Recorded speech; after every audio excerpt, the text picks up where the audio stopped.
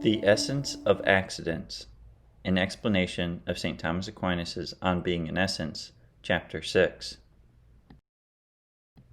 Before discussing the contents of this book, let's quickly review the topics discussed in On Being in Essence, or in Latin, De Ente et Essentia. In Chapter 1, St. Thomas discussed the senses of being, or ens, and the relation of being to essence in general. Chapters 2 through 3 concerned essence as found in composite substances. Chapters 4 through 5 discussed essence as found in simple substances, that is, substances like God, the human soul, and angels, or the intelligences. This chapter, Chapter 6, now concerns essence not in substance, but in accidents. Let's look at the topics discussed within Chapter 6. The first topic is the difference between defining an accidental form, or an accident, and a substantial form. The next topic is the different kinds of accidents, or accidental forms. The final topic is the difference between defining an accident concretely and defining one abstractly. St. Thomas explains that there is a difference between how we define accidents, or accidental forms on the one hand, and substantial forms on the other hand. To see this, it's important to understand that things are defined in the same way that they have an essence. Substances have a complete definition because they have a complete essence, and they have per se an absolute esse, or existence. In contrast, other things which are not substances, such as substantial forms and accidental forms, do not have complete definitions or essences, but must include something besides themselves, namely matter or subject, in their definition. A substantial form is a thing of this kind, which is defined in reference to matter that does not itself have absolute per se esse, or absolute per se existence. In other words, that subject or matter in reference to which a substantial form is defined does not actually exist, but is only a potentially existent thing. In contrast, an accidental form is defined in reference to a subject that does have absolute per se esse. In other words, it's defined in reference to a substance that already actually exists. St. Thomas explains that there are 4 kinds of accidents.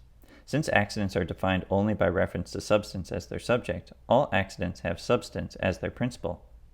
But substance itself is composed out of matter and form, and so the 4 kinds of accidents are distinguished by the different ways in which they can relate to matter and form as their principle. Accidents which have form as their primary principle, in other words, accidents which are principally a consequence of form, are called proper accidents. In contrast, those accidents which are principally a consequence of matter are called non-proper accidents. Proper accidents are distinguished by whether or not they are also a consequence of matter. In other words, although proper accidents are principally a consequence of form, they might secondarily be a consequence of matter. Those proper accidents which are not a consequence of matter at all are accidents such as the power of understanding, which is in the human soul as its subject. In contrast, accidents which are a consequence of matter as well as form are accidents such as the power of sensation in the animal body. Sensation, therefore, inheres in the composite of matter and form. We see this quite evidently when we look, for instance, at the power of sight, which is a kind of sensation. If someone's eyes are plucked out, that is, if a part of their body is destroyed, then that person will not be able to see. Thus it's clear that sight inheres not just in the soul, but in the soul as well as the body, even though sight is principally a consequence of form, not the body.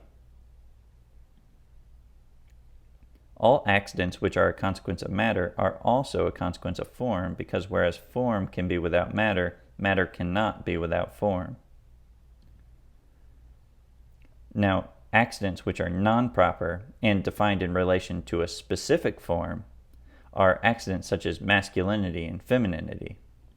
In contrast, accidents which are non-proper and defined not in relation to a specific form but in relation to form in general are accidents like the color of one's skin. Those which are defined in relation to a specific form do not remain once the specific form has been removed. For instance, a living animal is called male or female, but once the animal is killed, the corpse is only called male or female equivocally. It's not as if Socrates, after he's been killed, is literally a man, but we only call the corpse a man equivocally. In contrast, accidents which are defined in relation to form in general and not some specific form do remain once the specific form has been lost. For instance, both a living crow and a corpse of a crow are both called black univocally, that is, in exactly the same sense. In summary, there are two most general kinds of accidents: the proper accidents, which are called accidents of the species, which are principally from form, and the non-proper accidents, which are called accidents of the individual, and which are principally from matter. The proper accidents themselves are either not a consequence of matter at all, or also a consequence of matter. And the individual accidents are either defined in relation to a specific form, or only in relation to form in general. The first three of these are all inseparable accidents. That means that they can't come and go within the same substance, without the substance being destroyed. In contrast, the fourth kind of accident, namely non-proper accidents defined in relation to a form in general, are separable. So these kinds of accidents are the kind that can come and go within the same substance without the substance being destroyed. Inseparable accidents, however, are subdivided into those which are inseparable in perfect act, and those which are inseparable only in aptitude or inclination or potency. Here are some examples. Whenever we find fire, we find actual heat, not just the potency for heat. Thus, heat is something that is an inseparable act of fire, but it's inseparable in perfect act, not in potency. In contrast, the power of sight and the power of understanding are inseparable accidents, not in that they are inseparable perfect acts, but inseparable inclinations or aptitudes or potencies. Whenever we find an eye in a living thing, we will find the power of sight, but we won't always find actual seeing. That's because the eye might be closed, or the person might be asleep, and therefore the person might not see at all through his eye. Likewise, the power of understanding does not always accompany actual understanding or actual knowledge. Thus, actual understanding or actual knowledge is a separable accident, but the power of understanding is an inseparable accident. St. Thomas also distinguishes between two ways of defining accidents. We can define an accident concretely or abstractly. Now, words that signify an accident concretely are words like white, musical, educated, snub-nosed. Words that signify an accident abstractly are words like whiteness, music, education, snub-nosedness. In a concrete accident, the genus is taken from the subject or substance. The specific difference is taken from what is proper to the accident itself. Here's an example. Snub nose is defined as upwardly curving nose. Here the genus is nose, that is something that is a subject for the accident, but outside the genus of the accident itself.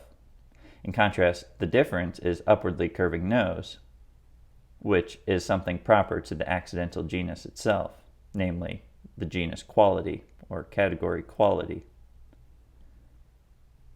When we signify an accident abstractly, on the other hand, the genus is taken from the mode of being of the accident. That's something proper to the accident itself. And the difference is taken from the principle of the accident within the subject. In other words, genus and difference are almost perfectly reversed when we signify an accident abstractly as opposed to concretely. Here's an example. Snub-nosedness is defined as upward curvedness of the nose. Notice now that the subject is not placed in the definition as a genus, but as a principle, and it is fulfilling the role of the specific difference of the nose. In contrast, the phrase upward curvedness is signifying something proper to the accident itself. St. Thomas also discusses what to do in cases where we don't know the proper difference of an accident. As with substances, we sometimes lack direct knowledge of the intrinsic differences of accidents. Thus, as with substances, we can define accidents using one of their effects in place of their specific difference. St. Thomas gives as examples contractive and diffusive as the specific difference by which the genus color is subdivided into species. To make this clearer, let's give a definition of whiteness and blackness. Whiteness is the color that contracts the pupil. In other words, when you see white, your pupil will shrink. In contrast, blackness is the color that expands the pupil. When you see black, your pupil will expand or grow. Thus, the effect of expanding or contracting the pupil is used in place of the intrinsic specific difference between the colors black and white.